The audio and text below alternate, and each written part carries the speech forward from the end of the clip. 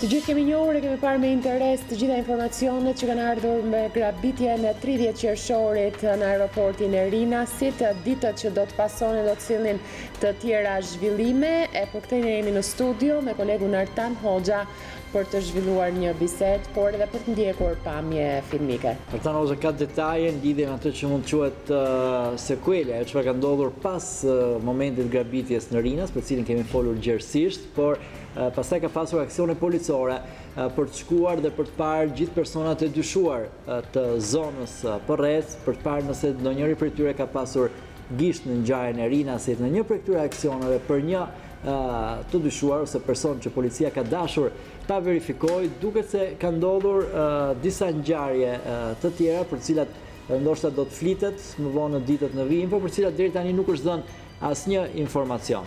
Pikërisht për të folur më gjerësisht lidhje me këtë ngjarje, le ta quajmë ngjarja e Laçit, është me ne Artan Hoxha, drejtuesi i emisionit Xhungël. Çfarë ka ndodhur me një prej personave që policia ka dashur ta marrë në pyetje, ta verifikojë? Atëherë, zona filla e kësaj historie është ngjarja e 30 qershorit të këtij viti. Grabitja tashmë që ka bërë xhiron e botës e parave të njerëz nga bankave niveli 2 në aeroportin e Rinasit. Sigurisht ngjarja ka qenë e rëndë, edhe pse nuk ka patur pasoja në njerëz, pra nuk ka patur dëme anësore, por fakti që u thyer siguria e objektit më të rëndësishëm në vend, aeroportit vetëm që ka Shqipëria, dhe aq më tepër në një situatë ku duke qenë që jemi vend antar i NATO-s dhe një vend tjetër antar i NATO-s është shumë larg nesh, pra Turqia ishte goditur në një akt terrorist në aeroportin e Stambollit. Pikërisht në ato momente kur duke që aeroporti ishte më i sigurt se kur, u thye siguria e tij. Dhe mënyra se si u zhvillua grabitja, shpejtësia me të cilën grabitësit vepruan, profesionalizmi, gjaktësia e tyre dhe lehtësia me të cilën ata thyen të gjithë kordonin e sigurisë që kishte aeroporti i Rinasit, dëshmoi që kishin bënë me një grup shumë të organizuar, të sofistikuar, të cilët nuk vepronin për herë të parë, të cilët kishin përveç të tjerash kishin burime njerëzore, informacion, mjete logjistike, të cilat i ndihmon ata për të kryer me sukses grabitjen e tretë brenda një arku kohor prej jo më shumë se 16 muajsh.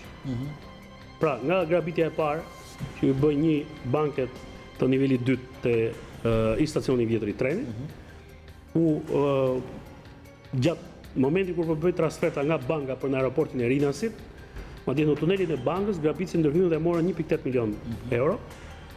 Grabitja e dytë e 3 dhjetorit të vitit kaluar, kur po bëj një transfer tjetër nga një bankë nivelit 2 në drejtim të aeroportit të Rinasit, dhe grabitja ndodhi sapo kalon qafën e Kasharit te kryqëzimi i Domjes, të radhur grabitën 3.8 milion euro, dhe rasti i fundit është ky që grabitja u bë brenda rrethimit të aeroportit.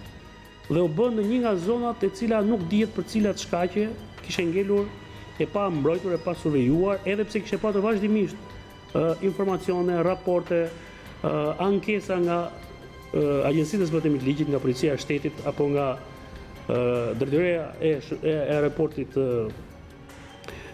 e aviacionit civil, të cilat e kishin vënë duke këtë defekt të ndodhur. Meqense të treja grabitjet kanë gjëra shumë të përbashkëta. Fakti që janë transferta që ndodhin nga banka në nivelit 2 drejt aeroportit të Rinasit dhe me destinacion final Vjenën. Fakti që grabitja ndodh mbasi para dalin nga banka, pra është moment që këto para janë të siguruara.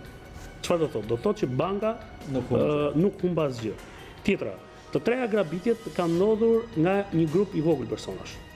Në raste më të mirë, në të treja rastet rezultojnë që kanë qenë 4 persona. Shpejtësia me të cilën kanë ndodhur, gjaktësia, fakti që nuk kanë shkaktuar asnjë dëm anësor, pra nuk kanë plagosur njerëz, nuk kanë shkaktuar dëme njerëzore, dhe në fundit gjaktësia me të cilën ata kanë vepruar. Çfarë tregon kjo? Kjo tregon që kemi të bëjmë me një grup të strukturuar, i cili nuk është një grup grabitësi i zakonshëm në ata të cilët jemi mësuar të shohim rëndom në grabitje të tjera në Shqipëri. Kjo bëri që ata që janë ekspertë të rendit të sigurisë në vend, si ata që janë radhë e policisë apo ata që janë larguar nga radhë e policisë, duke përfshirë edhe profilizues të krimit, rrinë në një opinion, pra një dyshim, se personat që kryejnë këtë grabitje janë persona të cilët kanë një të shkuar ushtarak ose policore. Pra kanë qenë në forca komando, në forca speciale apo në shërbime të tjera të specializuara të policisë apo të ushtrisë. Dhe po të shikojmë vetëm 2 raste, ata kanë përdorur një mjet, një vare, e cila nuk është një vare e zakonshme që ti e gjen. Po është një mjet i zakonisht e përdorin forcat speciale kur ndërhyjnë në banesë ku ka persona precedent të tyre. Pra përdorin 2 mjete, ose varen, kur dera është pak më dobët, ose tokmak. Pra tokmaku është një pajisje tjetër që kryesisht shërben kur dyert janë të blinduara që të thyejë menteshat e derës në mënyrë që të lehtësojë depërtimin e njësisë brenda ambientit në të cilin ndodhet personi i kërkim. Atëherë në rastin konkret më njëherë më së saj, në bazë të një database që ka patur policia, ka organizuar një krejje të zonës, pra përveç ndjekjes gjurmimit të autorëve të grabitjes, ka filluar pra të mbledh informacion dhe të marrë dëshmi nga një rrjet personash të cilët sipas policisë përbëjnë rrezikshmëri ose përbëjnë potencial që mund të jenë përfshirë në një aktivitet të tillë, pra në një grabitje të tillë. Dhe kryesisht të shoqërimi u bën në zonën afër aeroportit. Në zonën e Fushkrujës, Tapiz, Nikël dhe pjesa tjetër, pra që deri afër zonës Fushkuqes, por që gjithsesi ka lidhje të shumë fishta me terrenin ku ndodhet aeroporti i Rinjës. Dhe mes personave të shumë që janë shoqëruar në drejtim të një pjesë e mirë e tyre ka shkuar në drejtorinë e policisë të Durrësit për të dhënë deklarime, janë shoqëruar nga policia apo se janë paraqitur vetë pasi janë vënë në dieni, por është fakt që policia në disa banesa ka kryer kontrolle për të gjetur këta persona në mënyrë që të krijonte një ide nëse ata mund të ishin të përfshirë ose jo në këtë ngjarje. Një nga këto kontrolle është ushtruar pas ditën e ngjarjes, kujtojmë ngjarja ka ndodhur diku rreth orës 14:45 minuta në aeroportin e Rinasit, rreth pas ditës apo orëve të mbrëmjes dhe në fshatin Derven të Fushkrujës. Të një zonë që është në mbulim të komisariatit të Krujës. Gjatë kontrollit që është kryer në banesën e familjes Çypi, kryesisht është kërkuar nga policia që të gjendej aty djali i vetëm i familjes, këtë janë Çypi, janë gjetur 2 prindrit e tyre. Nuk ka patur ndonjë element të dyshimit në banesë, por nuk është gjetur personi të cilin policia kërkonte. Në këto kushte, nga që ai nuk është gjetur, atëherë me sa duket është vepruar në një formë tjetër. Dhe çfarë ndodh? Me grupin e personave të cilët u paraqitën në drejtorinë e policisë së Durrësit ose u gjetën në banesat e tyre, pasi janë marrë deklarimet, pasi ata kanë thënë vendodhin ku ka qenë gjatë momentit që ka ndodhur grabitja apo në 24 orë të para apo 24 orë të mbrapa ngjarjes. Dhe mbasi qëndruan jo më shumë se 8 orë, të gjithë ata u kthyen në banesat e tyre, pra do të thotë që ata nuk ishin, është verifikuar ku kanë qenë ata gjatë kohës që ka ndodhur grabitja. Në rastin konkret ka ndodhur tjetër gjë. Dhe kjo e ka lidhur ngjarjen, në fakt, pra atë që do të tregoj pak më vonë me grabitjen e Rinjësit, sepse ky person, banesa e tij është kontrolluar dhe ai është kërkuar në lidhje si person i cili mund të dyshohej për grabitjen e Rinjës. Kjo mbase edhe për shkak të kaluarës së tij të mëparshme, pasi ai ka patur një precedent penal të ngjashëm në lidhje me një grabitje të një argjellarie dhe policia ka patur këtë dyshim që ky mund të jetë pjesë e asaj që ka ndodhur, por thash është dyshim. Po, Çypi. Çypi deri në momentin kur policia ka shkuar në banesë, ishte një qytetar i lirë, nuk ishte në kërkim, nuk kishte asnjë lloj problemi, përveç se një vit më parë ishte shpallur kërkim nga policia në lidhje me një akuzë për kultivim të lëndëve narkotike, pasi ishin kryer hetimet për disa muaj çështja ishte pushuar. Pra në momentin kur ka ndodhur bastisja e shtëpisë në datën 30 pas ditën, pra 30 qershor, ai ka qenë një qytetar i lirë. Atëherë vinte ngjarja e cila ka vazhduar të nesër. Në datën 1 korrik, rreth orës 14:30 minuta, orari... Edhe njëherë emrin tani të lutem. Klodian Çypi. Klodian Çypi, për ta saktuar edhe këtë titrat. Nga fshati Derveni Krujës. Ky rreth pothuajse në të njëjtën orë që është bërë grabitja në aeroport, është kryer një operacion tjetër në hyrje të qytetit Laçi. Sapo kalon rreth rrotullimin apo kthesen nga autostrada, nga rruga nacionale që lidh Fushkrujën me Milotin dhe futesh në drejtim të Laçit. Mbasi përshkruan jo më shumë se 100 metra, aty në krahun e djathtë të rrugës janë 2 lokale dhe një lavash. Shtetasi në fjalë ka qenë gjatë asaj dite ka bërë disa lëvizje dhe ka ndryshuar, rezulton që ka ndryshuar në 2 herë mjetin me të cilin ai ka lëvizur. Ka hyrë në lokal me një grup personash, rreth 5 persona të tjerë. Në kohën që ka hyrë në lokal, ai nuk e ka kushtuar rëndësi, po më mbrapa, pak në dëshminë që më ka dhënë mua, thotë që kam parë 2 persona civil. Që kanë qenë afër meje. Nga telefonatat e tyre kuptova që ata diçka kishin dhe nuk më dukën as banor të zonës, as klientë të zakonshëm. Shojmë të pamjet. Po, ky është lokali ku ka ndodhur ngjarja, në ato si thash në krahun e djathtë të rrugës për të hyrë në Laç. Kjo është sepse nga lokali te parkimi ka një kanal dhe ajo ura që sapo pat shërben pra për të lidhur pjesën e ky është lavazhi ku ka ndodhur fiks eksaktësisht ngjarja. Ka të populluar si zonë. Sigurisht lokalet janë, sepse tash është jo thjesht lavazhi, po janë dhe lokale ka patë familjar. Pra në orarin që ka ndodhur ngjarja, edhe pse ka qenë një orar i nxehtë, pra ka qenë nxehtë ambienti jashtë, ka patur klient në të dyja lokalet. Atëherë, automjetit tani, megjithëse kjo do të për ta sqaruar. Sigurisht to janë pjesë që ka ndodhur më vonë. Kjo është momenti kur presim pak regjia ju lutem për të qëndruar deri këtu me rrëfimin e tanit, më pas. Po mund ta maloj me pamjet e vendit ku ka ndodhur ngjarja. Në momentin që ka konstatuar që personat që ishin afër nuk ishin njerëz as të zonës dhe as klientë të zakonshëm, atëherë Klodiani ka dalë nga lokali, ka kaluar urën, atë urën që kaloni, që ju sapo pa, dhe ka shkuar te lavazhi pikërisht aty ku është ajo makina me portobagazh. Kishte parkuar një mjet Porsche, e cila nuk ishte Porsche Cayenne, nuk ishte mjeti i tij, po ishte një të njohurit vet. Dhe ky e kishte marrë në përdorim.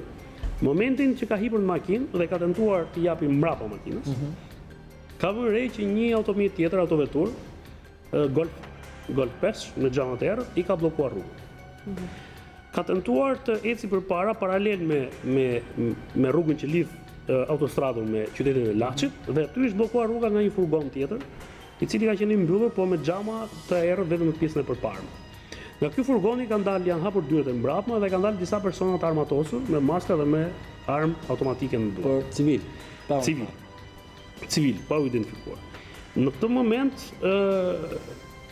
personi i fjalë, pra Klodian Çypi, ka tentuar të shmang furgonin dhe me shpejtësi, duke qenë që Porsche është një mjet i shpejtë dhe i fuqishëm. Duke parë dhe një Benz me portobagazh që po i afrohet në drejtimin e përparme për ta bllokuar, ka manovruar me shpejtësi, aty ishin shenjat e gomave në vendin që kemi shkuar ne, në momentin që kemi shkuar ne, mbas ngjarjes. Klodiani ishte vetëm në makinë? Vetëm në makinë.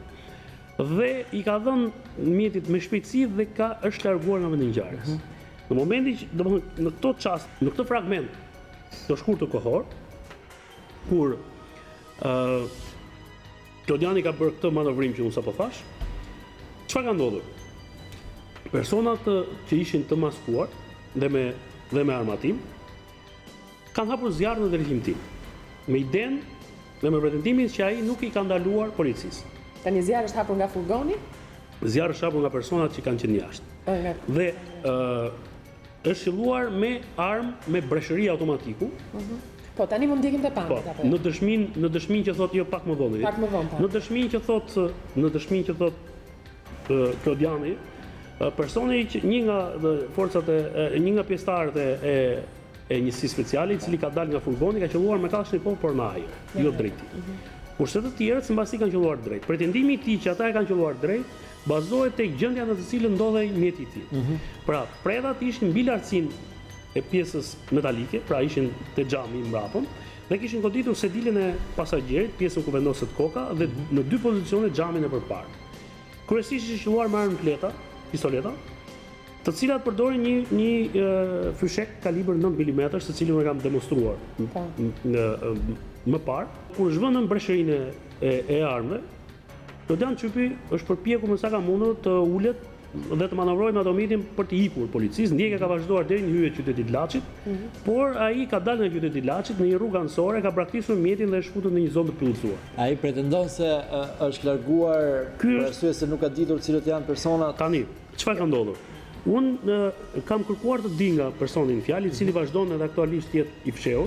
Është person sipas policisë, informacioni që kam unë në kërkim. Mjeti I cili është goditur atë ditë është I fshehur dhe nuk është edhe pse shërben si provë materiale, nuk është dispozicion të hetimit, sepse realisht deri tani nuk ka një hetim. Unë di që ka një njoftim të Shërbimit Kontrollit Brendshëm të Policisë së Shtetit dhe të titullarëve të policisë, të cilët kanë kërkuar një marrjen e masave për persona që mund të jenë përfshirë në këtë ngjarje. Çfarë ndodh?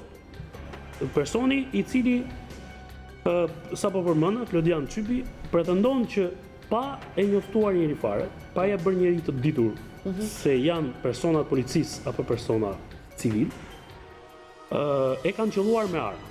Ai nuk ka patur armatim.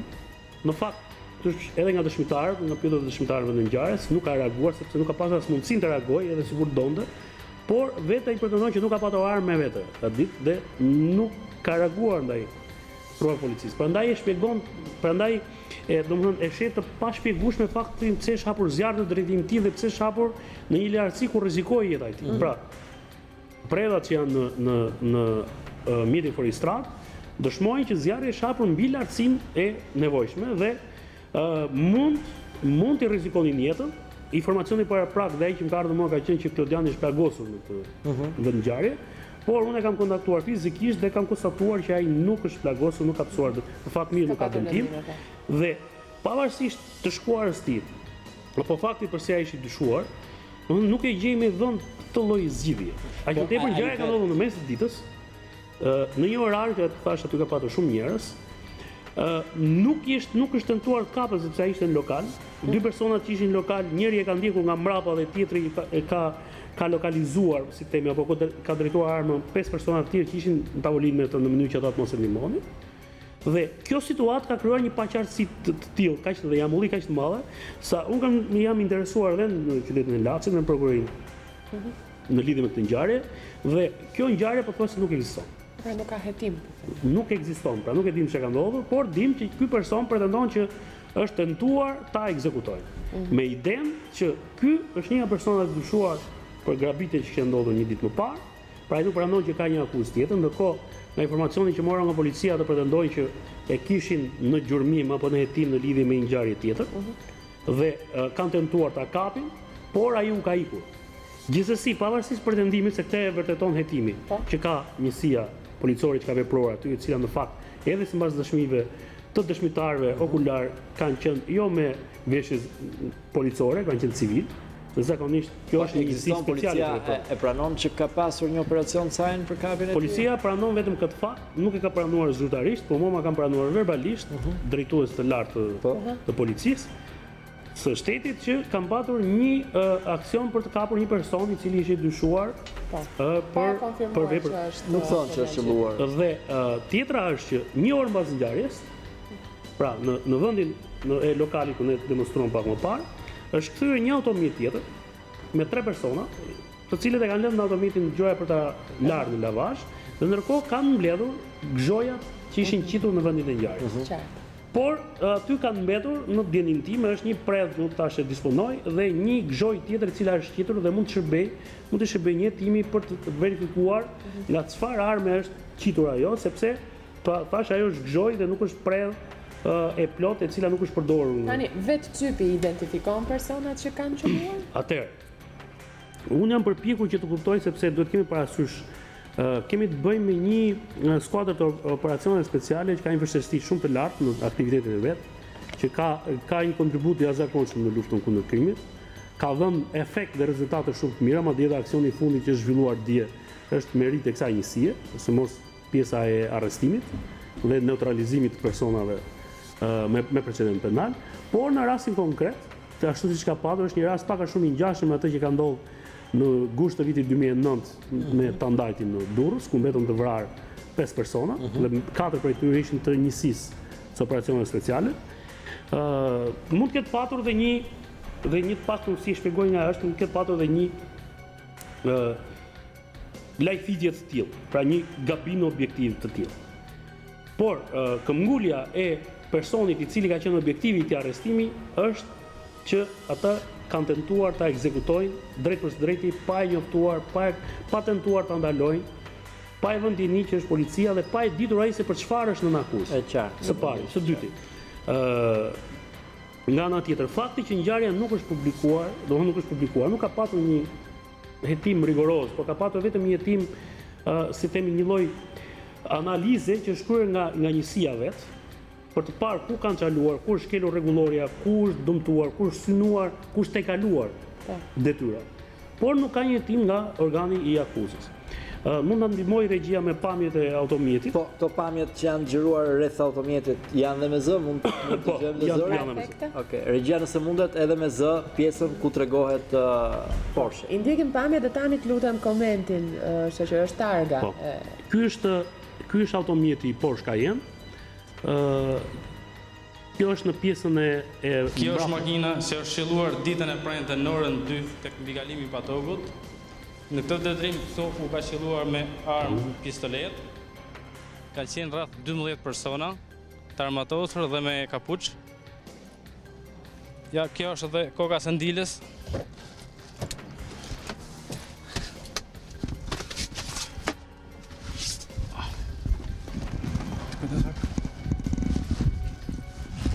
Ta kemi shlyer për gjetur predhën. Po. Ka qenë munduar me kjo, po kemi hapur marrë predhën e plumit në ta. Është njëra e dëgjendet që këtu makina është. Ka qenë munduar me këtu. E kemi çarë për gjet predhën. Plumat kanë kaluar në këtë drejtim dhe kanë dalë në xhan të parë. Të gjithë plumat. Automjetin shikoj vetë, filmoj për çdo gjë. Ishte pra sinkroni e personi që tregonte madje edhe se si ishte zhveshur për gjetur predhën pjesa e sediljes. Në pamje se sapo transmetua, është automjeti Porsche Cayenne, i cili është përdorim të një shtetasi tjetër. Në dijenin time edhe ai i shoqëruar në lidhje me grabitjen dhe besoj është lënë i lirë mbrapa, grabitjen e Rinasit. Sepse thash është marrë në atë zonë një grup personash edhe pse nuk ka patur një akuzë direkt. Po, gjithçka në një korrik, ë? Kjo ngjarje ka ndodhur në një korrik. Dhe personi i cili tregonte se nga kanë hyrë plumat dhe ku e kanë goditur makinën, është vetë personi i cili ka qenë objekt i këtij aksioni. Pra është Klodian Çypi, i cili si thash pavarësisht informacionit parapraktik që plagosur, nuk është i plagosur, vazhdon të jetë i fshehur. Ai pretendon që nuk ka besim të autoritetet që të dorëzohet për sa kohë ai nuk shikon njim për njim të organit të hetimit për ta zbardhur të vërtetën, po ashtu e fshehur është edhe automjeti i cili shërben si një provë materiale në lidhje me ngjarjen. Si shikoni, automjeti është goditur nga pjesa e mbrapme, është goditur sedile pasagjerit në lartësinë e kokës dhe xhami i parë në dy pozicione në lartësinë e kokës. Predhat që janë qelluar kanë qenë kryesisht të kalibrit 9 mm, janë fyshek të armëve të lehta, por që kryesisht nuk kanë fuqi tejshpuese, por që synojnë të neutralizojnë personin nëse e prekin në trup. Nuk ka rëndësi në cilën pjesë të trupit, por shkaktojnë një dëm shumë të madh, sidomos në hemorragji. Shkaktojnë hemorragji shumë të mëdha, rrjedhje gjaku dhe ndërkohë të mos shkaktojnë dëme të tjera anësore, pra mos jenë plumba tejshpues si Kallashnikovi, i cili mund të depërtojnë në trupin e njeriu dhe të shkaktojnë një viktim tjetër e cila s'është objektivi i qitësit. Çfarë kërkon Klodian Çypi në këtë situatë kur qëndron i fshehur, nuk ka besim te autoritetet? Në rastin konkret, përveç këtyre provave, disponohen kamerat e sigurisë të disa objekteve private dhe bizneset private në aksin e rrugës, pra nga vendi ku ndodhet lokali në hyrje të qytetit Laç, të cilat kanë fiksuar edhe momentin e ndjekjes së Klodianit. Unë i verifikova ato dhe i kam parë vetë. Pra, gjatë largimit të Klodianit dhe ndjekje e tij nga 3 automjete që ai ka identifikuar si automjete të forcave operacionale. Është një furgon, një autovetur Benz Mercedes dhe një vetur tjetër Golf 5. Pra këto kanë qenë 3 mjetet që ai ka identifikuar dhe i grupi personash prej 14 ose 15 personash.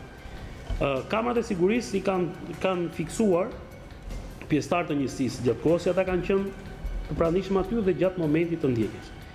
Ajo që më shqetëson mua në këtë histori është fakti që, pra që nuk shkon në këtë histori, është që nëse është 100% e vërtet ajo që pretendon Klodiani, dhe ai nuk ka mundësinë të vijë në dispozicion të autoriteteve, ngjarja mund të mos mbyllet me kaq dhe mund të ketë pasoja të tjera.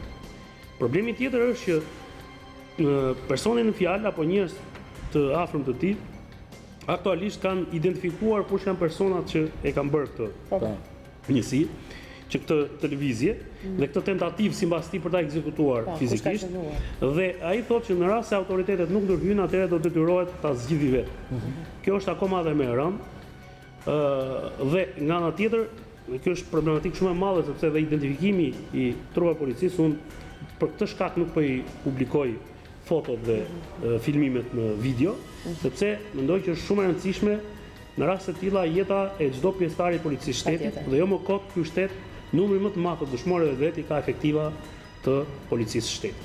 Në rastin konkret, edhe nëse ka patur një tejkalim të kompetencave të tyre, shpërdorim të tyre apo dhe më tej një tentativë për të kryer një eliminim fizik, edhe nëse policia disponon të gjitha provat që tregojnë të kundërtën, pra që ata kanë qenë konform rregullore të zbatimit të ligjit, por kanë hasur me një person i cili sipas tyre nuk i ka ndaluar policisë, përbën rrezikshmëri të lartë, mund të rrezikonte jetën e tyre dhe është larguar, pra dhe i ka kundërshtuar policinë. Por të gjitha këto janë gjëra që duhet një palë tretë, është organi i timit i cili e verifikon se çfarë në të vërtetë ka ndodhur në këtë vendngjarje, çfarë në të vërtetë ka qenë objektivi i kësaj ngjarje. Gjithsesi një reagim nga policia duhet ta marrin pas transmetimit. Dhe cili ka qenë objekti i vërtet, pse kërkonte policia, sepse jam i sigurt që operacionale nuk kryen veprime vetë. Ajo zbaton urdhra, pra zbaton urdhra që e japin agjencitë tjera. Dhe në rastin konkret, cili ka lëshuar këtë urdhër për të shoqëruar, për të ndaluar, Klodian Çypi, apo çfarë ka ndodhur dhe për çfarë realisht dyshohet ai. Përderisa ekziston kjo frymë mosbesimi mes palëve, kemi atë automatin që siç e pat është i fshehur edhe është provë materiale, edhe pse në dijenin time duhet të jetë në kërkim nga policia, sepse shërben si një provë materiale në një ngjarje të rëndësishme. Personi në fjalë i cili qëndron i fshehur sepse mendon që dhe nuk mund të dorëzohet sepse mendon që dikush është interesuar ta ekzekutojë dhe ta fajsojë atë për një krim që ai nuk e ka bërë. Ai pretendon që nuk e ka kryer. Pra teoria e tij është që do mbrisnin mua dhe do thoshin që ka bërë dhe u vra gjatë përpjekjeve. Meqense ai ka qenë i akuzuar më përpara për vepra të tilla penale, ai thotë që tentativa ka qenë, ai e ka kalibrier. Për ta veshur me një krim që s'e ka bërë. Për ta veshur me një krim dhe të pushohej çështja. Ideja e tij ishte që ai do përdorë si kok turbo për të mbyllur çështjen e Rinas. Domethënë, kjo është ai pretendon që nëse do të eliminohej tre grabitjet e bankave do t'i faturoheshin atij. Do të mbylleshin me këtë. Në fakt, ndërkohë policia për të marrë anë tjetër që qëllimi i saj nuk ka qenë kjo gjë, pa qenë fakti të ekzekutonte një urdhër ndalimi, të cilin unë nuk e kam parë dhe nuk e di ç'është urdhër ndalimi, të ekzekutonte një urdhër ndalimi dhe personi në fjalë nuk i ka qendruar policisë, është larguar dhe ata janë detyruar që ta parandalojnë largimin e tij duke i qelluar.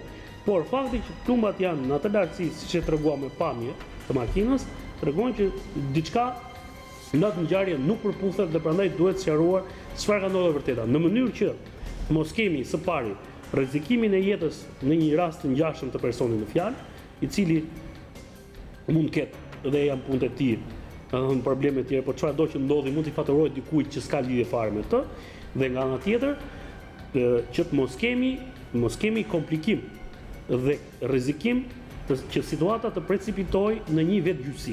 Tash në momentin që identifikohen efektivat e policisë, atëherë kjo ngjarje është shumë serioze dhe nuk mund të tolerohet më për vetmin fakt sepse jeta e çdo polici dhe çdo qytetari në këtë vend është shumë e rëndësishme dhe prevalon mbi çdo gjë tjetër në këtë vend.